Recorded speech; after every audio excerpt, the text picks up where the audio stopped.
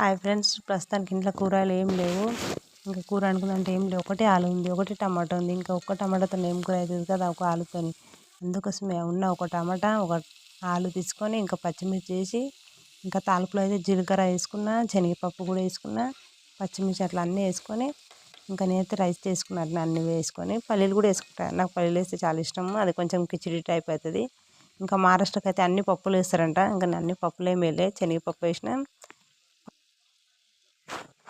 శనగపప్పు వేసిన, ఇంకా తగినంత కారం, సాల్ట్ అట్లయితే వేసుకున్నా. అనుకోకుండా చేసినా కానీ చాలా టేస్ట్ అయింది. నిజంగా చెప్తున్నా, చాలా టేస్ట్ అయింది, చాలా మంచిగా అయింది. ఇంకా గ్యాస్ మీద తాలిపేసి రైస్ కుక్కర్లో వేసి మూత పెట్టేసుకున్నా. కొంచెం గరం మసాలా వేసుకున్నాను నేను.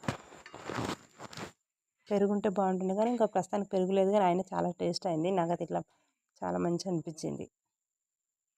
ఇట్లా చేసుకున్నా ప్రస్తుతానికి. అప్పుడప్పుడు ఇట్లా చేస్తాను నేనైతే.